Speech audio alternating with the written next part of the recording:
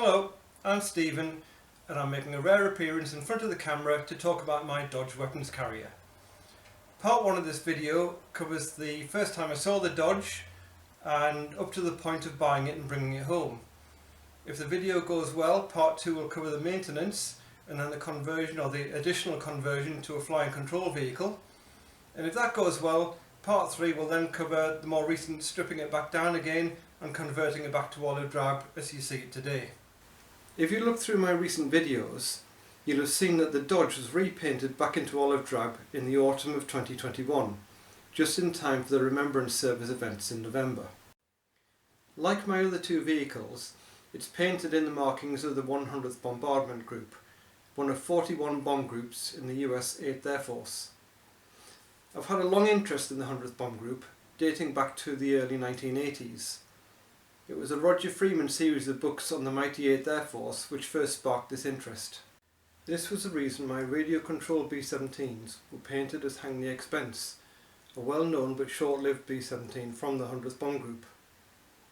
The first model was 1/10th scale, spanning a little over 10 feet. That one ended up on permanent loan at the 100th Bomb Group Museum.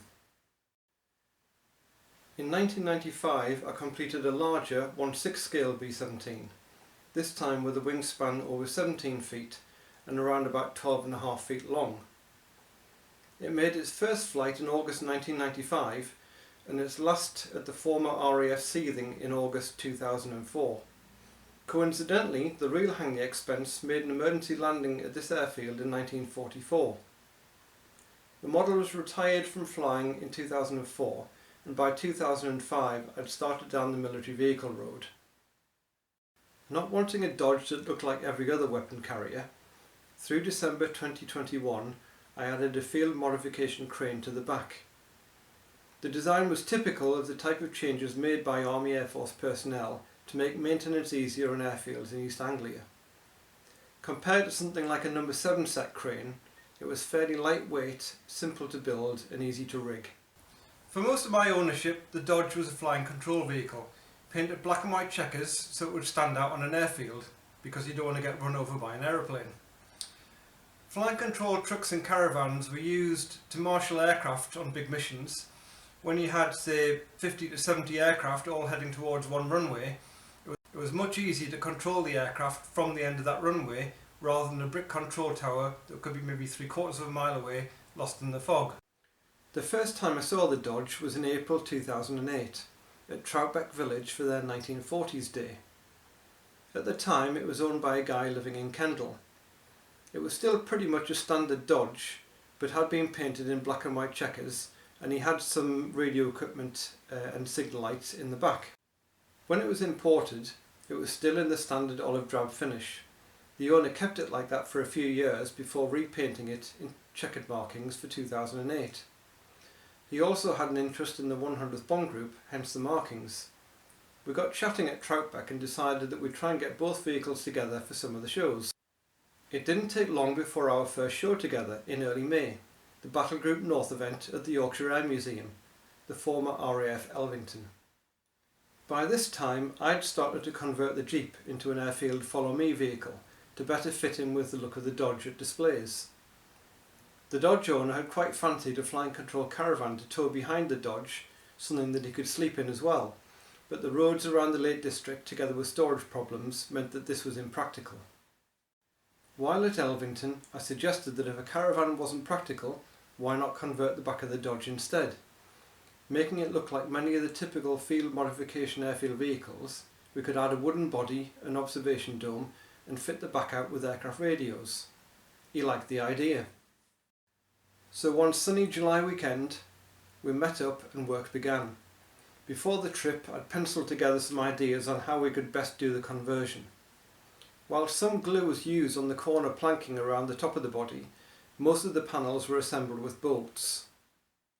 This meant it was fairly quick to assemble, but not knowing the long-term future of the truck, it wasn't a permanent modification.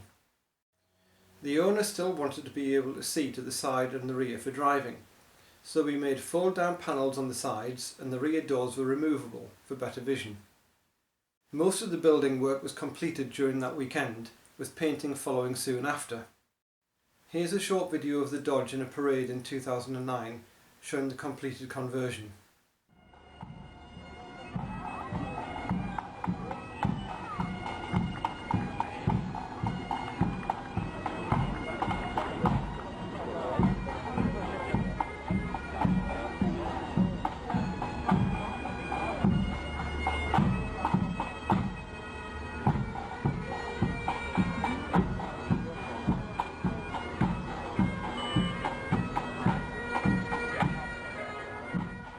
The next time I saw the Dodge, it was much closer to home, at the North East Aircraft Museum in August 2008. We didn't need to camp as I only lived a few miles from the museum, so we stayed at my house and just travelled each day. The Dodge was on show along with my Jeep, my trailer and the radio-controlled B-17 Fortress. The B-17 was packed into its trailer overnight in case of rain, but we brought the vehicles home. We met a few more times across 2009 displaying the vehicles together, and everything was going well until around about the middle of 2010. It was at that point where the owner decided that he wanted to sell the Dodge and buy a vehicle that was a bit warmer and more comfortable to transport his family to events. I was naturally disappointed we wouldn't be able to display the vehicles together anymore, and also a little bit saddened that it was going to probably be sold and turned back to olive drab, which ironically I did anyway, eventually. Back on my own, in August I'd taken the Jeep to the Air and Military Vehicle Show at Rougham Airfield. It was a long trip, so I trailered the Jeep down there.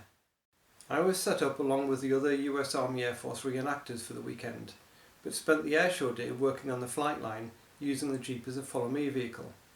When fighters landed, such as Spitfires or Mustangs, I met them at the end of the runway and led them with the Jeep down to the dispersal area where a ground marshal took over. During the weekend I got a number of great pictures with the aircraft. Among them was Spitfire MH434 and P-51 Janey, but it was chatting with the reenactors that planted a seed in my mind. Now, if I bought the Dodge myself, we'd have room in the back to fasten a child seat. We'd also be able to get all the camping gear in the back for going away for weekends. Seemed like a good idea. I'd still be able to put on the group display with the Jeep and the Dodge, and at the end of the day it was an investment. So halfway home I called my wife and I put the proposition to her. Should we buy the Dodge? I put all my arguments forward and she said, yeah, that makes sense. So we did. So towards the end of August we made an agreement with the owner and the Dodge became my second vehicle. Armed with several gallons of fuel and some warm clothes, in early September 2010, Lynn, my dad and I went over to Kendal to collect the Dodge. It was around 3.5 hours driving to get the Dodge back home, and here's a short clip of video from that trip.